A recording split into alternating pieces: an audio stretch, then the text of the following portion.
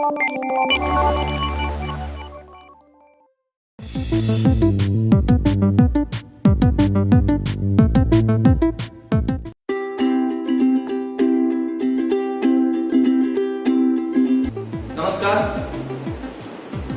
कैसे हैं आप लोग। इस वीडियो ट्यूटोरियल के अंदर हम आपको सिखाएंगे कि कैसे हम स्टॉक ग्रुप, स्टॉक आइटम और यूनिट ऑफ मेजर क्रिएट करते हैं। साथ ही साथ जो विभिन्न तरह के ट्रांजैक्शंस होते हैं, जैसे व्यवसाय में पूंजी को इन्वेस्ट करना, संपत्ति खरीदना, बैंक पैसा जमा करना, बैंक से पैसा निकालना, सेल्स परचेज नकद करना और उधार करना। इसके साथ साथ हम खर्चे का भी लेखा एंट्री करना सीखेंगे। इसके साथ साथ हम इनकम का भी लेखा करना सीखेंगे, खर्चे का भी लेखा करना सीखेंगे और बैलेंस शीट कैसे देखते हैं, ट्रायल बैलेंस कैसे देखते हैं, ये सभी चीजें हम इसमें सीखेंगे। आशा है कि आपको ये वीडियो बहुत ही आपके लिए लाभदायक रहेगा। अगर हमारे चैनल को सब्सक्राइब नहीं किया है आपने, सब्सक्राइब जरूर करिएगा और शेयर अवश्य करिएगा। Thank you.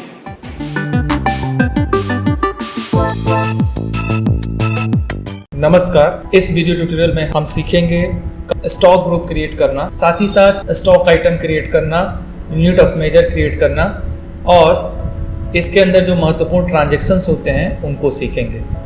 तो बने रहिए हमारे इस वीडियो ट्यूटोरियल के साथ, जिसमें आप स्टॉक आइटम, स्टॉक ग्रुप और यूनिट ऑफ मेजर क्रिएट करना सीखेंगे। साथ ही साथ कंपनी में कैसे हम ट्रांजैक्शन करते हैं, जमा निकासी का ट्रांजैक्शन, सेल्स परचेज का ट्रांजैक्शन और साथ ही साथ जो भी एक्सपेंसेज या इनकम हम रिसीव करते हैं उनके भी ट्रांजैक्शन इसमें सीखेंगे। पिछले वीडियो ट्यूटोरियल में जैसा मैंने आपको बताया था, उसमें आपको सिखाया था कि कैसे हम कंपनी क्रिएट करते हैं और लेजर, उसके अंदर जो महत्वपूर्ण लेजर होते हैं उसको हम कैसे क्रिएट करते हैं। और इस वीडियो ट्यूटोरियल में हम इन्वेंट्री इन्फो के जो भी ऑप्शंस होते हैं, जैसे स्टॉक ग्रुप, स्टॉक आइटम और यूनिट ऑफ मेजर का प्रयोग करना सीखेंगे। पहले हम स्टॉक ग्रुप बनाना सीखेंगे, उसके बाद यूनिट ऑफ मेजर बनाना सीखेंगे और अंत में स्टॉक आइटम बनाना सीखेंगे।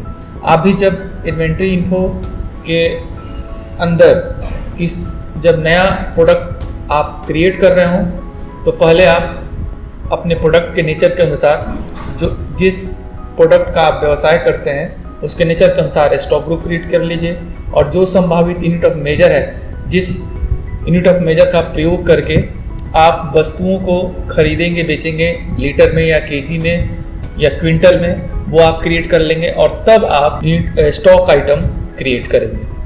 तो पहले हम स्टॉक ग्रुप क्रिएट करते हैं। स्टॉक ग्रुप क्रिएट करने के लिए मेन गेटवे टैली में जो मास्टर होता है उसके अंदर इन्वेंट्री इन्फो में जाएंगे और स्टॉक ग्रुप पर क्रिएट करेंगे। स्टॉक ग्रुप पर क्लिक करेंगे, उसमें क्रिएट का ऑप्शन है।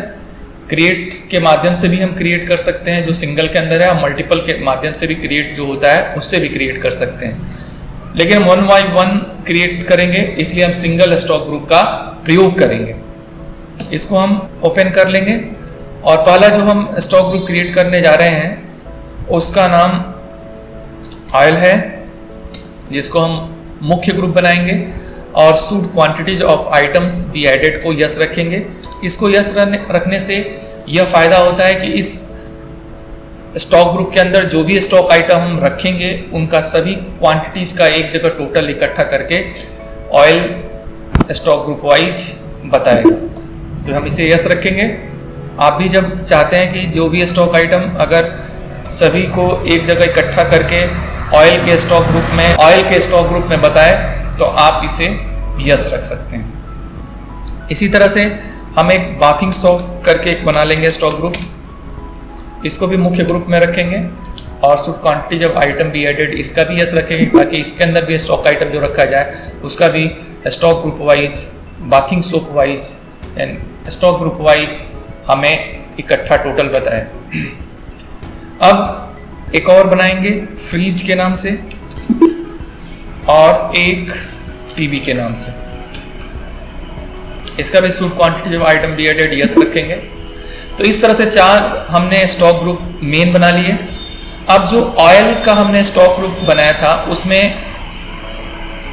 हम एक ईटेबल ऑयल और हेयर ऑयल के नाम से एक स्टॉक ग्रुप बनाएंगे, जो सब ग्रुप होगा ऑयल का, यानी ऑयल के अंदर रख के बनाएंगे अपने आप इसका should quantities of item be added yes हो जाएगा।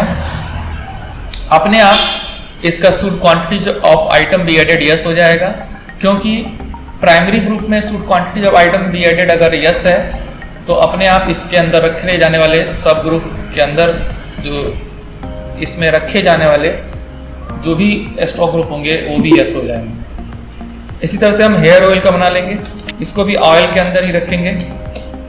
इसका भी देखिए should quantities of item be added yes हो गया, क्योंकि इसका प्राइमरी ग्रुप ऑयल का जो है उसमें एस रखा गया है। अब ऑयल के अंदर हम ब्रांडेड ईटेबल ऑयल और नॉन ब्रांडेड ईटेबल ऑयल का एक और स्टॉक सब ग्रुप बनाएंगे। यानी ऑयल हमारा मुख्य ग्रुप, उसके अंदर ईटेबल ऑयल और हेयर ऑयल, और ईटेबल ऑयल के अंदर हम ब्रांडेड ईटेबल ऑयल और नॉन ब्रांडेड ईटेबल ऑयल बना सकते हैं। यानी अगर हमें प्रोडक्ट को अपने व्यवस्थित रखना है तो हम प्रोडक्ट के नेचर के अनुसार हम कई stock group primary stock group के अंदर रखकर हम बना सकते हैं, ताकि हम अपने प्रोडक्ट को व्यवस्थित रख सकें। तो बना लेते हैं ईटेबल ब्रांडेड ईटेबल ऑयल। इसका बनाने का मुख्य उद्देश्य है कि जो भी हमारा ब्रांडेड ईटेबल ऑयल है, खाने का तेल है, उसको इसमें रखेंगे। जो नॉन ब्रांडेड है, यानी कोई उसका ब्रांड नहीं है, उसको हम नॉन ब्रांडेड के अंदर, उस प्रोडक्ट को हम नॉन ब्रांडेड के अंदर रखेंगे। इस तरह से इसको बनाने के बाद अब जो यूनिट ऑफ मेजर है उसको हम लोग क्रिएट कर लेते हैं। आप देख भी सकते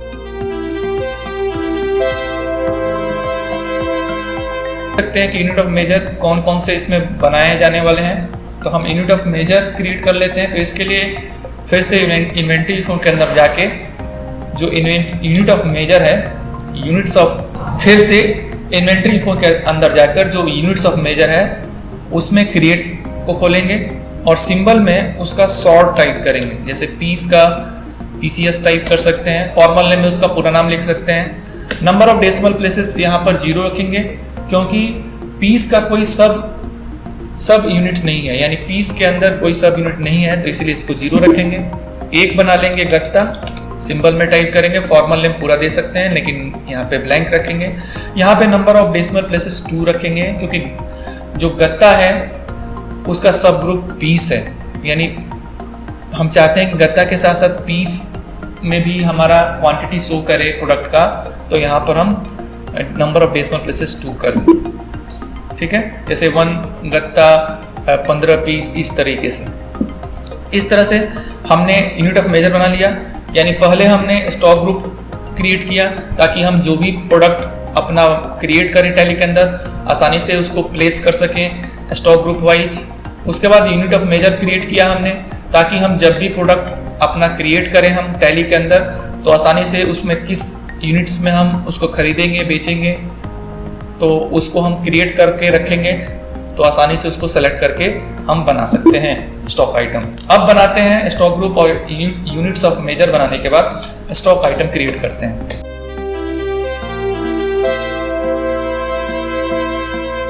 तो स्टॉक आइटम्स में हमें जो पहला बनाना है वो धारा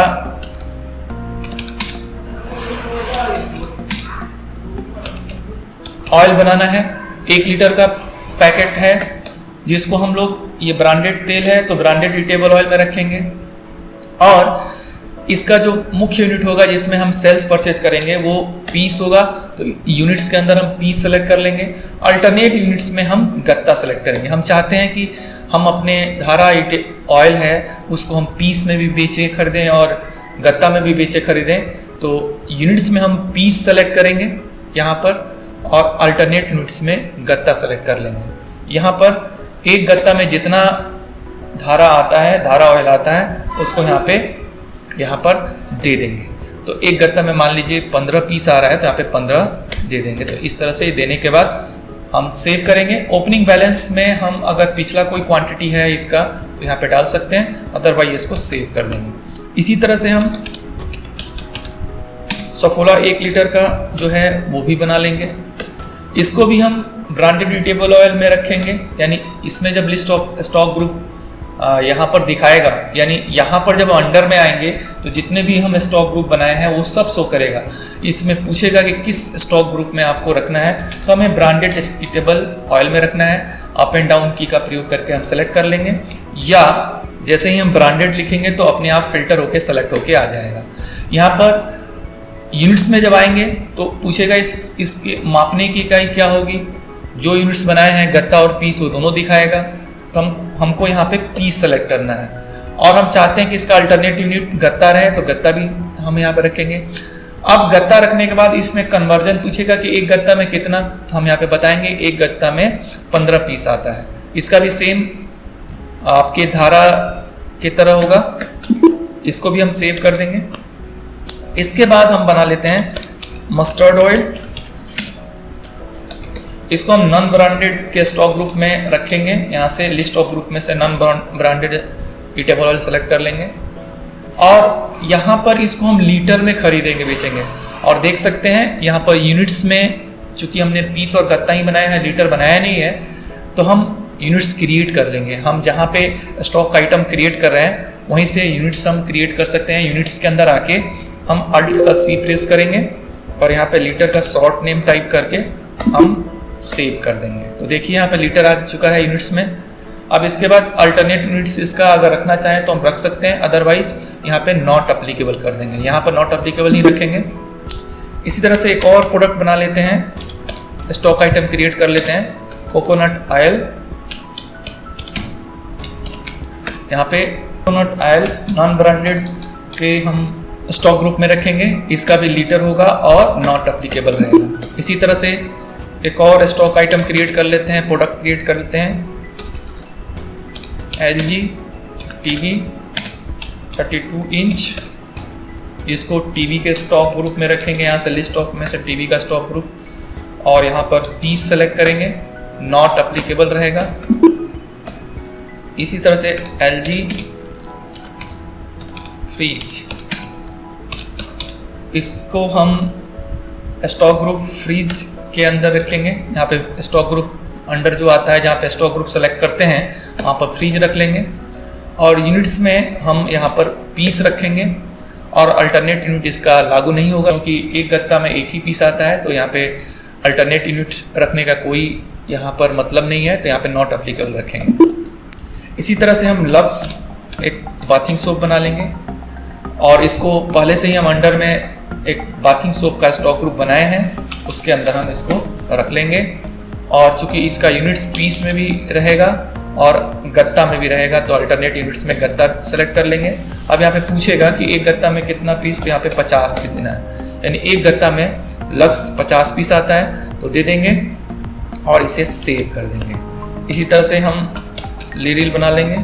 इसको हम बाथिंग सोप के अंदर रखेंगे, पीस और अल्टरनेट यूनिट में गत्ता, और एक गत्ता में 50 पीसेस ये भी आता है। इस तरह से आप देख सकते हैं मैंने बारी बारी से stock group, units of measure और स्टॉक आइटम आपको क्रिएट करके दिखाया।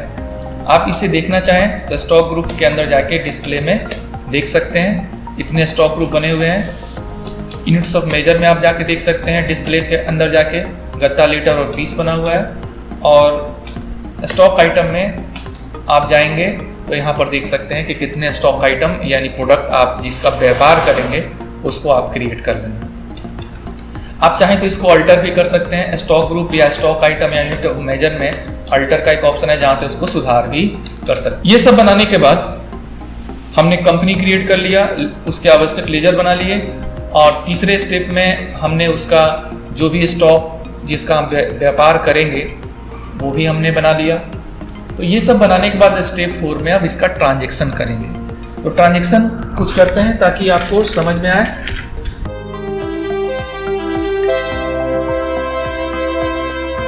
इसके लिए पहले हम ट्रांजैक्शन अगर हमें करना है, इसके लिए अगर हमें ट्रांजैक्शन करना है तो अभी जो ट्रांजैक्शन हमें करना है वो फाइनेंशियल ट्रांजैक्शन करना है, और जितने भी फाइनेंशियल ट्रांजैक्शन होते हैं वो अकाउंटिंग वाउचर के माध्यम से होते हैं। तो ट्रांजैक्शन में हम अकाउंटिंग वाउचर खोल लेंगे।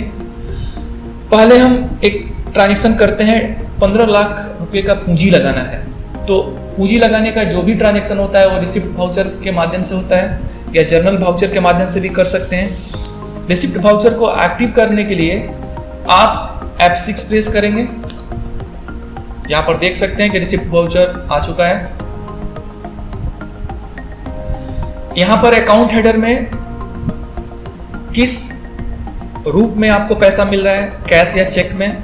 अगर कैश में मिल रहा है, नगद मिल रहा है, पूंजी, तो यहाँ पर अकाउंट हेडर में कैश सेलेक्ट करेंगे और पार्टिकुलर्स के नीचे जो लाइन एरिया होता है वहाँ पर कैपिटल के रूप में ये पूंजी आ रहा है, कैपिटल के रूप में पैसा आ रहा है, तो यहाँ पे लाइन एरिया में आप कैपिटल सेलेक्ट करने के बाद यहाँ पर अमाउंट में 15 लाख रुपए यहाँ पे टाइप कर देंगे, इंटर कर देंगे।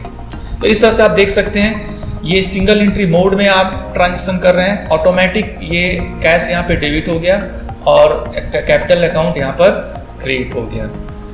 क्योंकि सिंगल एंट्री मोड में हम केवल प्रोसीजर का ध्यान रखते हैं कि अकाउंट हेडर में क्या होगा, लाइन एरिया में क्या रखते हैं, प्रत्येक वाउचर का अलग अलग होता है। अगर वो हम ध्यान में रखते हैं और उस तरह से हम प्रोसीजर के उस वाउचर का ध्यान में रखते हैं तो लेजर टैली ऑटोमेटिक डेबिट और क्रेडिट कर देता है जो लेजर्स ट्रांजैक्शन में शामिल होते हैं। तो यहाँ पे डेबिट क्रेडिट करने की कोई आवश्यकता नहीं है, केवल आप प्रोसीजर का ध्यान में रखेंगे। अब इसको कर देंगे सेव, कंट्रोल A दबाकर। दूसरा ट्रांजैक्शन करते हैं कि 1 लाख रुपए बैंक में जमा करना है, यानी SBI का जो अकाउंट है उसमें आप 1 लाख रुपए जमा करना है। तो जमा करना या निकासी करना या ट्रांसफर करने वाला जो भी एंट्री होता है वो कॉन्ट्रा वाउचर से होता है। और कॉन्ट्रा वाउचर को एक्टिव करने के लिए आप यहाँ से वर्टिकल बटन बार से भी एक्टिव कर सकते हैं, नहीं तो F4 भी आप प्रेस कर सकते हैं। तो देख सकते हैं F4 दबाने पर Contra voucher single entry mode में एक्टिव हो चुका है। इसका जो अकाउंट हेडर होता है उसमें हम कौन सा लेजर रखते हैं, जिसमें पैसा जाता है, यानी यहाँ पे डेस्टिनेशन लेजर रखते हैं जिसमें हम पैसा जमा करते हैं, जिसमें पैसा जाता है। और पार्टिकुलर के नीचे जो लाइन एरिया होता है वहाँ पे कौन सा लेजर रखते हैं, वहाँ पे सोर्स लेजर रखते हैं जहाँ से पैसा निकलता है, जिस लेजर से पैसा निकलता है। तो हम एंट्री करते हैं। पहला एंट्री है कॉन्ट्रा वाउचर के माध्यम से बैंक में 1 लाख रुपए जमा करना है। तो पैसा किस में जमा हो रहा है, SBI में, यानी पैसा जा रहा है SBI में। तो अकाउंट हेडर में SBI होगा। देख सकते हैं पहले से मैंने लेजर बनाया हुआ है, जैसे ही मैंने SBI टाइप किया तो लिस्ट ऑफ लेजर अकाउंट में अपने आप फिल्टर SBI अकाउंट हो चुका है। इसके बाद यहाँ पर हम यहाँ पर कैश सेलेक्ट करेंगे, क्योंकि पैसा कहाँ से निकल रहा है, कैश से। कितना निकल रहा है अमाउंट में हम टाइप कर देंगे। तब यहाँ पे देख सकते हैं 1 लाख रुपए हम बैंक में जमा कर चुके हैं। यहाँ पे जमा करने के बाद एक बैंक एलोकेशन का एक अलग से विंडो आएगा जिसमें आपसे पूछा जाएगा कि कितना कितना कौन सा नोट आपने जमा किया है। मान लीजिए 2 लाख का हम 50 नोट जमा किए हैं, तो अपने आप देखिए यहाँ पे 1 लाख आ चुका है। इसको एंटर करके ऐसे भी सेव कर सकते हैं। फिलहाल हम इसे सेव कर देते हैं। एक एंट्री करते हैं 4000 बैंक से आप निकाल रहे हैं, SBI से आप 4000 निकाल रहे हैं। ये भी एंट्री आपका कॉन्ट्रा वाउचर से होगा। तो इसका कॉन्ट्रा में अकाउंट हेडर में क्या रखेंगे, जिसमें पैसा जा रहा है, यानी बैंक से जब पैसा निकलेगा तो कैश में जाएगा, तो अकाउंट हेडर में कैश रहेगा। और लाइन एरिया में यानी पार्टिकुलर के नीचे कौन सा रहेगा, जहां से पैसा निकल रहा है, यानी SBI से निकल रहा है, उल्टा हो जाएगा। अब यहाँ पे कितना पैसा निकल रहा है अमाउंट में उसको भर देंगे। अब यहाँ पे जब पैसा निकालेंगे तो आपसे कुछ और डिटेल्स पूछा जाएगा, जैसे इंस्ट्रूमेंट नंबर पूछा जाएगा, यानी चेक नंबर, जिस चेक नंबर से आप पैसा निकाल रहे हैं उसका डेट क्या है, जिस दिन पैसा निकाल रहे हैं वो डेट यहाँ पे भर देंगे और उसके बाद इसको सेव कर देंगे। इस तरह से हम अगर पैसा कैश से पेटी कैश में ट्रांसफर कर रहे हैं तो वो भी एंट्री आप कर सकते हैं। जैसे हम पेटी कैश में पैसा ट्रांसफर कर रहे हैं मेन कैश से निकाल कर, तो जिसमें पैसा जा रहा है वो अकाउंट हेडर के कॉन्ट्रा में रहेगा। तो यहाँ पर पेटी कैश सेलेक्ट करेंगे, पेटी कैश यहाँ पे सेलेक्ट कर लिया।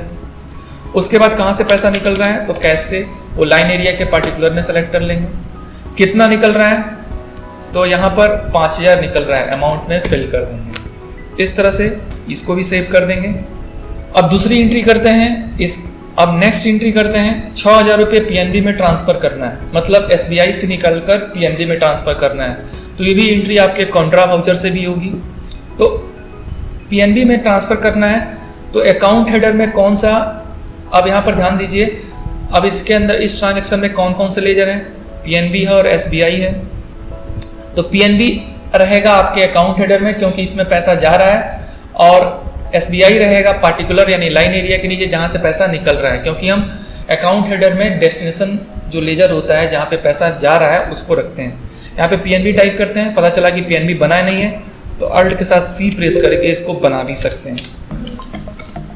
अंडर में हमें account group bank account select करना है और यहाँ पर अकाउंट नंबर टाइप करना है। ये सारे डिटेल्स भरने के बाद आप एड्रेस भी भर देंगे और इसके बाद सेव करते ही आप वाउचर क्रिएशन के विंडो में आ जाएंगे, जहाँ पर PNB देख चुके हैं कि अकाउंट हेडर में आ चुका है। और किससे पैसा निकल रहा है तो SBI से, वो लाइन एरिया में सेलेक्ट कर लेंगे।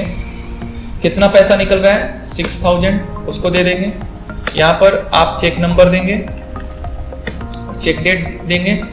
ये बैंक की लोकेशन जब तभी आएगा जब आप बैंक से संबंधित ट्रांजेक्शन आप कर रहे हैं, चाहे पैसा निकाल रहे हैं या पैसा जमा कर रहे हैं या एक बैंक से दूसरे बैंक में ट्रांसफर कर रहे हैं। ये हर समय, ये तीनों समय में ये आएगा। इसको सेव करेंगे तो आप कॉन्ट्रा वाउचर में वापस चले जाएंगे, फिर से इसको सेव कर देंगे। अभी आपने सीखा कि बैंक में पैसा निकालना, बैंक में पैसा जमा करना, ट्रांसफर करना आपने सीखा। अब नेक्स्ट जो एंट्री करते हैं वह एंट्री करते हैं 15,000 का लोन लिया, यानी हमने 15,000 का बैंक लोन लिया।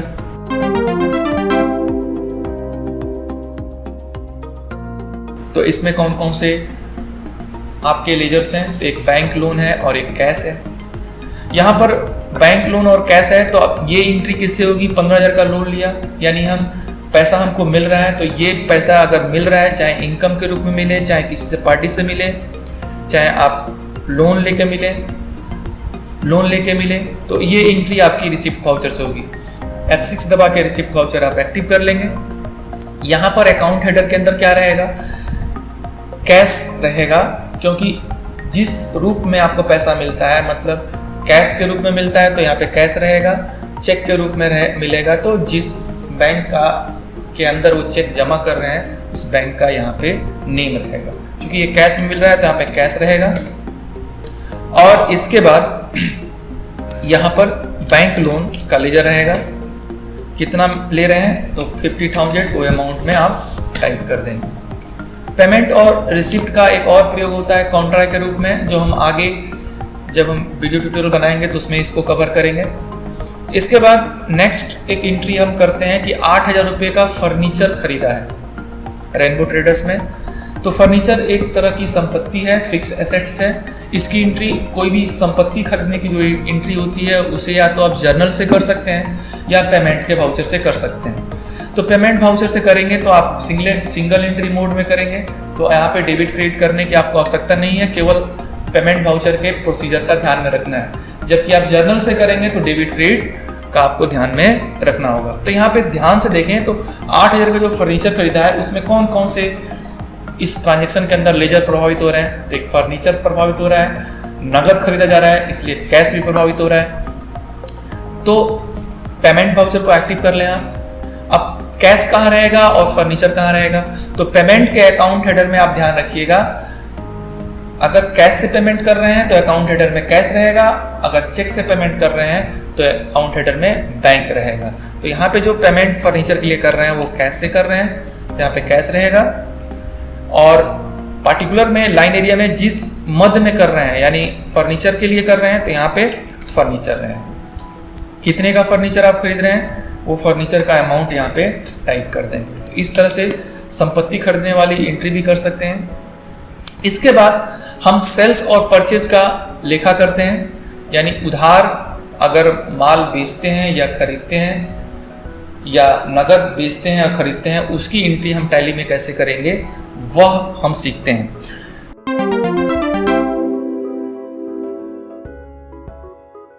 तो सबसे पहले हम परचेज करना सीखते हैं नगद। तो परचेज करने के लिए हमारा जो वाउचर होता है वो परचेज वाउचर होता है, जिसको एक्टिव करने के लिए आप F9 दबा सकते हैं या परचेज के जो टैब है वर्टिकल बटन बार में उस पर आप क्लिक कर सकते हैं। यहाँ पर जैसे ही परचेज को आपने एक्टिव किया तो अकाउंट हेडर में देख सकते हैं जैसे इनवॉइस नंबर है, नेम, पार्टी नेम है, बैलेंस है और लेजर है, और यहाँ पर लाइन एरिया के अंदर आइटम है। तो तो ये पहले ही हम वीडियो ट्यूटोरियल में आपको समझा चुके हैं, जिसके लिए हमने 10, 11 और 13 बनाया था, जिसमें आप उसको प्रत्येक वाउचर के बारे में आप समझ सकते हैं कि परचेज का किस तरह से प्रयोग करते हैं, सेल्स का किस तरह से प्रयोग करते हैं, पेमेंट रिसिप्ट का किस तरह से प्रयोग करते हैं, उसका कार्य क्या है, वो पूरा डिटेल्स उस वीडियो में बनाया है। अगर इन वाउचर्स के बारे में आपको समझना है तो वो वीडियो आपको अवश्य देखनी चाहिए। फिलहाल इस वीडियो ट्यूटोरियल में ट्रांजैक्शन की एंट्री फर्नीचर, इस वीडियो ट्यूटोरियल में हम परचेज का जो ट्रांजैक्शन का एंट्री है वो सीख रहे हैं। तो हम यहाँ पर 1000 पीस हमने लक्स खरीदा है, लिरिल खरीदा है, सफोला खरीदा है और धारा ऑयल खरीदा है। तो इन चारों प्रोडक्ट का परचेज हम नगद कर रहे हैं, वो हम यहाँ पर इस परचेज के वाउचर से हम एंट्री करना सीखेंगे। इनवॉइस नंबर में हमने पार्टी का जो इनवॉइस नंबर है वो टाइप कर देना है, जिस इनवॉइस नंबर उस बिल पे पड़ा हुआ है। डेट यहाँ पे टाइप कर सकते हैं, ये डेट आपका वाउचर डेट के अनुसार हो सकता है या इसके पहले भी हो सकता है। यहाँ पर पार्टी नेम में अगर आप नगद खरीद रहे हैं तो आप यहाँ पे कैश सेलेक्ट करेंगे, अगर बैंक से खरीद रहे हैं, चेक से खरीद रहे हैं तो बैंक का अकाउंट सेलेक्ट करेंगे, अगर उधार खरीद रहे हैं तो जिस व्यक्ति से उधार खरीद रहे हैं उसका लेजर अकाउंट सेलेक्ट करेंगे। फिलहाल यहाँ पर हम नगद खरीद रहे हैं तो कैश रहेगा। यहाँ पर सप्लायर डिटेल्स भर सकते हैं, यानी जिस सप्लायर से आप प्रोडक्ट खरीद रहे हैं उसका नाम यहाँ पर भर सकते हैं। स्टेट इत्यादि आप सेलेक्ट करेंगे, जिस स्टेट में ये पार्टी है जिससे आप माल खरीद रहे हैं। इसके बाद सेल्स लेजर, परचेज लेजर में आप जिस नाम से परचेज का लेजर बनाया है, मैंने यहाँ पर परचेज अकाउंट के नाम से बनाया है, वह यहाँ पर सेलेक्ट कर लेंगे। नेम ऑफ आइटम में जो प्रोडक्ट आप खरीद रहे हैं नगद, वो प्रोडक्ट का नाम यहाँ पर सेलेक्ट करेंगे, क्वांटिटी सेलेक्ट करेंगे, रेट सेलेक्ट करेंगे और अमाउंट सेलेक्ट करेंगे। तो यहाँ पर मैं खरीद रहा हूँ लक्स, तो यहाँ पे लक्स सेलेक्ट कर लूँगा। कितना पीस खरीद रहा हूँ तो 1000 पीस, यहाँ पे 1000 जैसे ही टाइप करूँगा पीस अपने आप आ जाएगा। उसके बाद इसका रेट क्या है वो यहाँ पर दूंगा, 15 रुपये में खरीद रहा है। इसी तरह से लिरिल 1000 पीस, ये भी 15 रुपये के हिसाब से। जो प्रोडक्ट खरीदते जा रहे हैं उसका नाम, क्वांटिटी और रेट भरते जाएंगे, अमाउंट ऑटोमेटिक कैलकुलेट होते जाएगा। इसी तरह से सफोला है, यह आपका 110 रुपये में खरीद रहे हैं, ये भी 1000 पीस है, 110। इसी तरह से धारा है, ये भी 1000 पीस है और 105 रुपये पर पीस है। तो ये भरते जाएंगे। यहाँ पर देख सकते हैं कि जो भी प्रोडक्ट चूंकि हम पीस में एंट्री किए हैं, ऑटोमेटिक ये गत्ता में बता रहा है। तो अल्टरनेटिव देने से ये भी फायदा होता है कि दोनों में ये शो करता है। आप पीस में भले खरीद रहे हैं लेकिन गत्ता में बताएगा कितना गत्ता आप प्रोडक्ट को परचेज कर चुके हैं। टोटल यहाँ पे देख सकते हैं कि 2,45,000 का ये प्रोडक्ट हमने परचेज किया है चारों मिलाकर। अब इसको कर देंगे हम सेव। इसी तरह से हम सेल्स का एंट्री करते हैं। सेल्स यानी हमने 800 सफोला, धारा, लक्स और लिरिल को बेचा है, तो उसको हम करते हैं। तो इसके लिए हम सेल्स के वाउचर को एक्टिव करेंगे। इसके लिए या तो हम F8 दबा सकते हैं या हम सेल्स पर क्लिक कर सकते हैं। रेफरेंस नंबर में कोई भी नंबर जो सेल्स करने के वक्त दिया गया होगा उस बिल पर वो डाल सकते हैं, अदरवाइज इसको ब्लैंक छोड़ सकते हैं। अगर नगद बेचा गया है तो यहाँ पर कैश सेलेक्ट करेंगे, अगर चेक से बेचा गया है तो बैंक का नाम, अगर उधार आपने बेचा है तो यहाँ पर आप उस पार्टी का, कस्टमर का लेजर सेलेक्ट करेंगे जिसको आप बेच रहे हैं। फिलहाल ये कैश में है। जैसे ही कैश आप यहाँ पे सेलेक्ट करेंगे तो एक अलग window dispatch details, order details ये पूछेगा और बायर का डिटेल्स पूछेगा। तो ये सारे डिटेल्स आपको भरना होगा, अदरवाइज इसे इंटर करते हुए आगे बढ़ जाएंगे। बायर यानी जो आपका कस्टमर है, जो खरीदा है, उसका एड्रेस वगैरह भी यहाँ पे डाल सकते हैं। जैसे ही उसको आप सब चीज़ इंटर कर देंगे, वहाँ जैसे ही ये आप इंटर कर देंगे ऑटोमेटिक आप सेल्स के लेजर में आ जाएंगे। यहाँ पर आप सेल्स लेजर के अंदर आप जिस नाम से सेल्स का लेजर बनाए हैं वह सेल्स अकाउंट यहाँ पर सेलेक्ट करेंगे और जो प्रोडक्ट आप बेच रहे हैं वह यहाँ पर सेलेक्ट कर लें। जैसे 800 पीस हमने लक्स बेचा, इसका प्राइस आपका 19 रुपये पर पीस है। और इसी तरह से हमने लिरिल बेचा,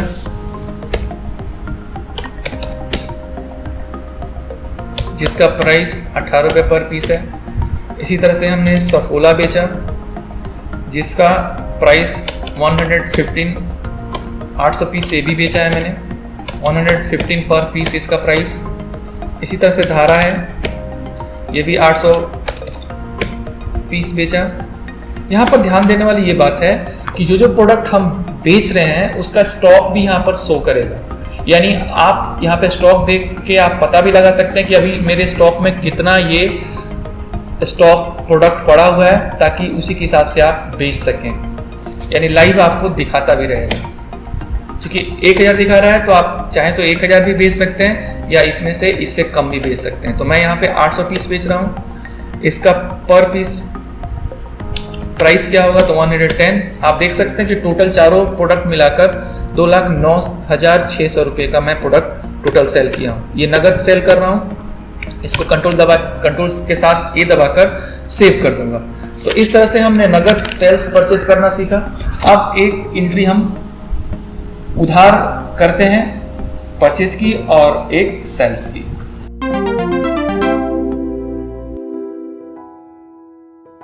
तो पहले परचेज की करते हैं एक उधार। इनवॉइस नंबर में आप जिस पार्टी से आपने माल खरीदा है उस बिल पे जो इनवॉइस नंबर पड़ा हुआ है वो आप यहाँ पे डाल सकते हैं। अदरवाइज इसे एस्केप भी कर सकते, इंटर करके आगे भी जा सकते हैं। यहाँ पर जिस पार्टी से आप माल खरीद रहे हैं वो पार्टी नेम में सेलेक्ट करेंगे। अगर उधार खरीद रहे हैं तो यहाँ पे पार्टी का नाम सेलेक्ट करेंगे। यहाँ पर जैसे ही देखिए पार्टी नेम में आया, जैसे ही हम पार्टी नेम में आए तो जो भी इसके लिस्ट ऑफ लेजर अकाउंट्स में है वो सब यहाँ पर दिखा रहा है। क्योंकि नगद तो हो नहीं रहा है इसलिए कैश को नहीं सिलेक्ट करेंगे। ये उधार हो रहा है तो जिस पार्टी से हम उधार माल खरीद रहे हैं, ये मान के चलिए कि हम जो उधार खरीद रहे हैं वो ABC इंटरप्राइजेस से खरीद रहे हैं, तो पार्टी नेम में हम ABC इंटरप्राइजेस सेलेक्ट करेंगे। यहाँ पर सप्लायर का डिटेल्स यानी हमारे पार्टी का डिटेल्स अपने आप आ जाएगा। जिस तरह से हमने लेजर के अंदर उसका मेलिंग डिटेल डाला है वो ऑटोमेटिक उस तरह से ले लेगा। इसके बाद हमें परचेज लेजर में परचेज का लेजर सेलेक्ट करना है। तो यहाँ पे परचेज अकाउंट के नाम से मैंने लेजर बनाया है। देखिए लिस्ट ऑफ लेजर अकाउंट में वहाँ पे शो कर रहे हैं। इसके बाद नेम ऑफ आइटम में जो प्रोडक्ट हम खरीद रहे हैं ABC इंटरप्राइजेस से वो यहाँ पर देंगे। तो मान के चलिए हम मस्टर्ड ऑयल खरीद रहे हैं तो यहाँ पर हम मस्टर्ड ऑयल देंगे। यहाँ पर 100 लीटर हम खरीद रहे हैं तो यहाँ पे क्वांटिटी में 100 लीटर देंगे। इसके बाद इसका जो प्राइस है पर लीटर वो यहाँ पर दे देंगे।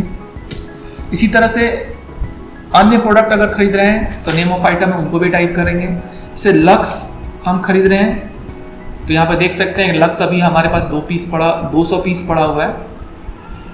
और यहाँ पर हम ABC इंटरप्राइजेस से लक्स 100 गत्ता खरीद रहे हैं। लेकिन यहाँ पर ध्यान दें, यहाँ पर ABC इंटरप्राइजेस से जो हम लक्स खरीद रहे हैं वह पीस में नहीं खरीद रहे हैं बल्कि गत्ता में खरीद रहे हैं, यानी 100 गत्ता खरीद रहे हैं। क्योंकि अगर पीस में हम खरीदते तो केवल 100 इंटर करके क्वांटिटी में इंटर करते ही 100 पीस ले लेता, लेकिन यहाँ पे हम गत्ता में दे रहे हैं। और गत्ता क्या है, अल्टरनेट यूनिट है। तो जो भी अल्टरनेट यूनिट होता है उसमें अगर सेल्स परचेज कर रहे हैं तो उसको आपको बताना होता है। तो 100 टाइप करने के बाद क्वांटिटी में आपको गत्ता यहाँ पर लिखना होगा। और जैसे ही गत्ता लिखेंगे ऑटोमेटिक टैली समझ जाएगा कि आप गत्ता में परचेज कर रहे हैं या सेल्स कर रहे हैं। यहाँ पे गत्ता में परचेज कर रहे हैं, देखिए अपने आप गत्ता में यहाँ पे नीचे देखिए 100 गत्ता दिखा रहा है। ऑटोमेटिक गत्ता के हिसाब से 5000 पीस में कन्वर्ट कर दिया। या आप नहीं कन्वर्ट करेंगे बल्कि टैली ऑटोमेटिक आपके कन्वर्जन यूनिट जो आप स्टॉक आइटम लक्स बनाते समय दिए हैं उसी के हिसाब से वो कन्वर्ट कर लेगा। ठीक है। इसी तरह से रेट में अब चूंकि आप गत्ता में रेट में भी आप चूंकि गत्ता में खरीद रहे हैं तो गत्ता का ही रेट लगेगा।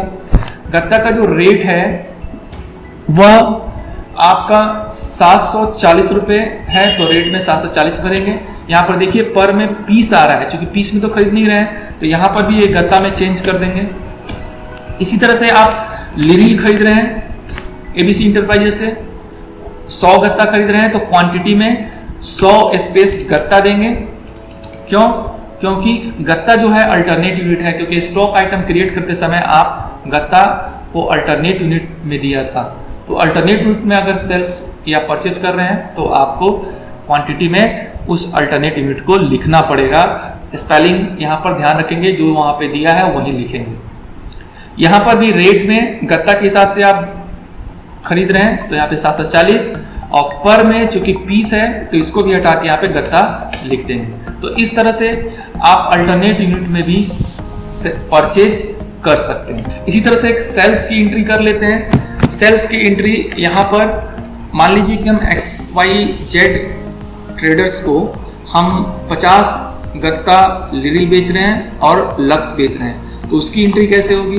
XYZ से हम 50 गत्ता लक्स बेच रहे हैं और 50 गत्ता लिरिल बेच रहे हैं, तो इसके लिए सेल्स का वाउचर हम एक्टिव कर देंगे। सेल्स का वाउचर एक्टिव करने के बाद रेफरेंस नंबर में डाल देंगे, और यहाँ पर पार्टी नेम में हम XYZ ट्रेडर्स सेलेक्ट कर लेंगे, क्योंकि उधार हम बेच रहे हैं इसीलिए XYZ ट्रेडर्स यहाँ पर सेलेक्ट करेंगे। ये जैसे ही XYZ ट्रेडर्स सेलेक्ट करेंगे उसका एक dispatch details, order details, buyer details से संबंधित ऑप्शंस आ जाएंगे। अगर इसमें आपके पास कोई जानकारी नहीं है तो ये इंटर करते हुए आगे बढ़ जाएंगे। बायर डिटेल्स में उधार बेचने पर ऑटोमेटिक वो उसका लेजर से संबंधित डिटेल्स आ गया। इसके बाद सेल्स लेजर में सेल्स अकाउंट सेलेक्ट करेंगे, और आइटम में जो हम प्रोडक्ट इसको सेल्स कर रहे हैं, बेच रहे हैं, वो प्रोडक्ट हम यहाँ पर देंगे। लक्स हम बेच रहे हैं, इसको यहाँ पर देख सकते हैं कि लक्स हमारे पास 5200 पीस पड़ा हुआ है, तो इस 5200 पीस में से हम 50 गत्ता बेच रहे हैं। तो चूंकि गत्ता अल्टरनेट यूनिट है तो 50 स्पेस गत्ता टाइप करेंगे। रेट में जो इसका रेट है वह हम 780 रुपये रेट है इसका। पीस में गत्ता दिखा रहा है, उसको भी हटा के यहाँ पर गत्ता कर लेंगे। और इसके बाद लिरिल हम XYZ ट्रेडर्स को 50 गत्ता बेच रहे हैं।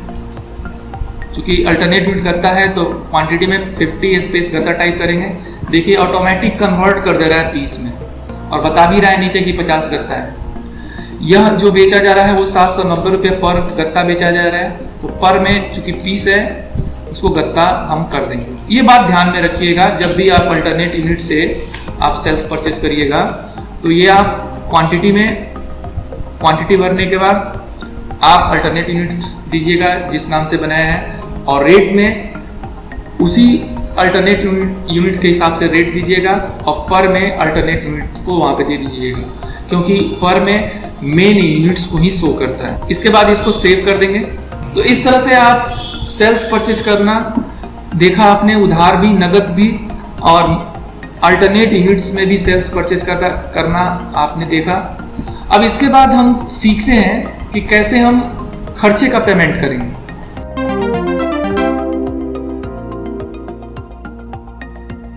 जैसे हम खर्चे का पेमेंट करते हैं, तो खर्चे का पेमेंट करना हो या किसी पार्टी को पेमेंट करना हो तो उस दशा में हम पेमेंट वाउचर का प्रयोग करते हैं। F5 दबाएंगे।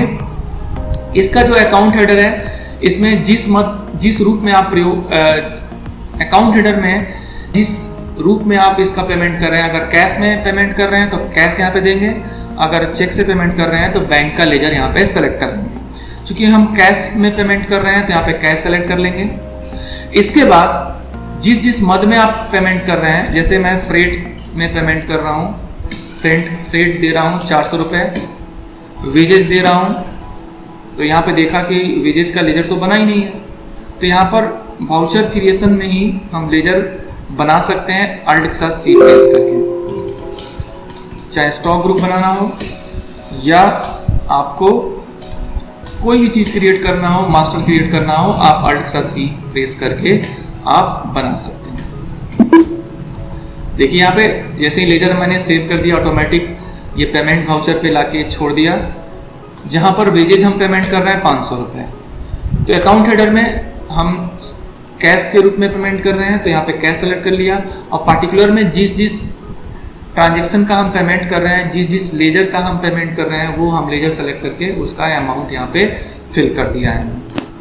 इसी तरह से हम एक और ट्रांजेक्शन की एंट्री देखते हैं खर्चे का। नगद ये भी पेमेंट हो रहा है। कैश जैसे हम इलेक्ट्रिसिटी एक्सपेंसेस का पेमेंट कर रहे हैं, रेंट का पेमेंट कर रहे हैं और सैलरी का पेमेंट कर रहे हैं, इन तीनों का हम देखते हैं। तो यहाँ पर हम पहले सैलरी सेलेक्ट कर लेते हैं। मान लीजिए सैलरी हम 2000 रुपये दे रहे हैं। यहाँ पर ऑफिस रेंट हम 300 ऑफिस रेंट यहाँ पर 450 रुपये दे रहे हैं।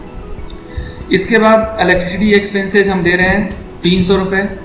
तो ये देख सकते हैं आप कि यहाँ पर हम पेमेंट इसका खर्चे का पेमेंट कैश के माध्यम से कर रहे हैं। एक एंट्री हम देख लेते हैं चेक के माध्यम से। मान लीजिए हम रेंट का पेमेंट चेक के माध्यम से कर रहे हैं और चेक का माध्यम मान लीजिए SBI का चेक दे रहे हैं। तो पेमेंट में आप चूँकि कैश से तो कर नहीं रहे हैं तो यहाँ पर SBI का अकाउंट सेलेक्ट करेंगे। यहाँ पर रेंट का लेजर लाइन एरिया में जिस मद में हम पेमेंट कर रहे हैं, मान लीजिए 500 का पेमेंट कर रहे हैं तो यहाँ पर दे सकते हैं। जैसे ही आप वहाँ पे बैंक सेलेक्ट करेंगे पेमेंट में तो यहाँ पर चेक नंबर बैंक एलोकेशन का विंडो आके पूछेगा, जहाँ पे चेक नंबर और इंस्ट्रूमेंट डेट आप जिस देश को आप पेमेंट कर रहे हैं वो यहाँ पर भर सकते हैं। ये जब आएगा, ये तभी आएगा जब आप बैंक से संबंधित कोई कार्य कर रहे हैं, चाहे वो काउंटर में कर रहे हैं या पेमेंट या रिसिप्ट में। इसके बाद हम किसी इनकम का रिसीव करते हैं। मान लीजिए हम इंटरेस्ट 15,000 रुपये प्राप्त हुआ किसी मद से। तो अगर हमें पैसा मिलता है, चाहे वो इनकम के रूप में मिले, चाहे किसी पार्टी से मिले या हम लोन लें, तो उससे संबंधित ट्रांजेक्शन की एंट्री हम रिसिप्ट वाउचर से करते हैं। तो F6 दबा के हम रिसिप्ट वाउचर को एक्टिव कर लेंगे। चूंकि ये नगद मिल रहा है तो अकाउंट हेडर में कैश रखेंगे और पार्टिकुलर में यानी लाइन एरिया में ये हम कौन सा रखेंगे जिस मद में हमको मिल रहा है। इंटरेस्ट का लेजर यहाँ पे सेलेक्ट करेंगे और कितना मिल रहा है तो 15,000। पेटी कैश से कैश में ट्रांसफर करने का ट्रांजैक्शन वो भी हम कर सकते हैं। जैसे कॉन्ट्रा वाउचर में मान लीजिए हमें पेटी कैश से कैश से ट्रांसफर करना है तो यहाँ पे पेटी कैश सेलेक्ट कर लेंगे। तो इस तरह से हमने आपको दिखाया कि कैसे हम टैली में किसी कंपनी के अंदर स्टॉक ग्रुप और स्टॉक आइटम क्रिएट करते हैं तथा साथ ही साथ यूनिट ऑफ मेजर कैसे क्रिएट करते हैं। और उसके बाद हमने जो महत्वपूर्ण ट्रांजैक्शन थे, जैसे बिजनेस के अंदर पूंजी लगाने का ट्रांजैक्शन, पेमेंट बैंक में पैसा जमा करने का ट्रांजैक्शन, बैंक से पैसा निकालने का ट्रांजैक्शन, एक बैंक से दूसरे बैंक में ट्रांसफर करने का ट्रांजैक्शन, सेल्स और परचेज का ट्रांजैक्शन चाहे उधार हो या नगद हो, खर्चे का पेमेंट का ट्रांजैक्शन, इनकम का रिसीव का ट्रांजैक्शन। तो ये जो भी महत्वपूर्ण ट्रांजैक्शन थे मैंने बताया आपको। अगले वीडियो ट्यूटोरियल में हम सीखेंगे गोडाउन का प्रयोग करना, स्टॉक कैटेगरी का प्रयोग करना, पेमेंट रिसिप्ट को कैसे कॉन्ट्रा में प्रयोग करते हैं। इन सभी बातों को वीडियो ट्यूटोरियल में इसका प्रयोग करना सीखेंगे।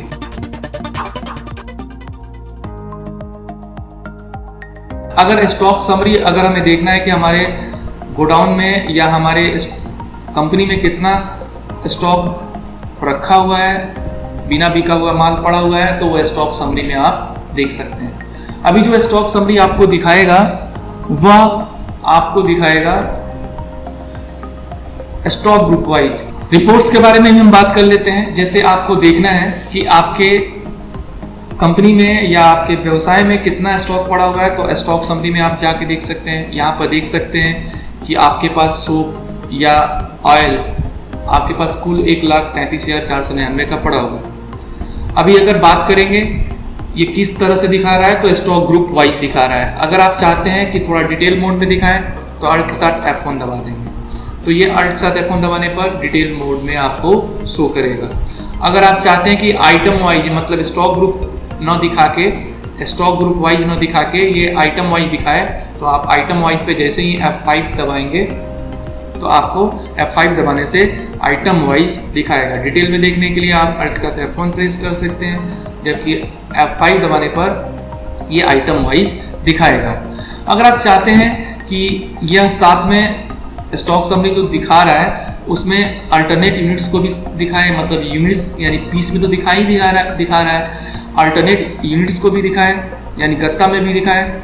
तो इसके लिए आप F12 दबा के यहाँ पर एक ऑप्शन होता है शो यूजिंग अल्टरनेट यूनिट्स, उसको यस करके आप सेव कर देंगे। तो यहाँ पर देख सकते हैं, यहाँ पर पीस में भी दिखा रहा है और जो अल्टरनेट यूनिट्स लगता है उसमें भी इसको शो कर रहा है। इसी तरह से रिपोर्ट्स में अगर आप बैलेंस शीट देखना चाहें तो बैलेंस शीट भी देख सकते हैं। यहाँ पर देख सकते हैं कि बैलेंस शीट अपडेट होता है ऑटोमेटिक, जैसे जैसे 1 बाई 1 आप ट्रांजेक्शन करते जाते हैं, ट्रांजेक्शन के हिसाब से बैलेंस शीट भी अपने आप अपडेट होता जाता है, ये आपको बनाने की ज़रूरत नहीं है।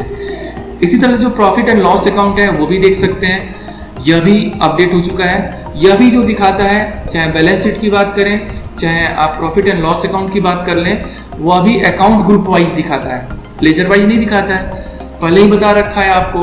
तो अगर आप लेजर वाइज अगर आप देखना चाहते हैं तो यहाँ पे अल्ट के साथ F1 प्रेस करके आप देख सकते हैं। तो अब अकाउंट ग्रुप वाइज के साथ साथ लेजर वाइज भी बैलेंस दिखाएगा। जैसे देखिए सेल्स अकाउंट के अंदर सेल्स अकाउंट का दिखा रहा है, यहाँ पर डायरेक्ट एक्सपेंसेस में देखिए यहाँ पर जो भी लेजर्स हैं, फ्रेट और आपके वेजेज का वो भी दिखा रहा है।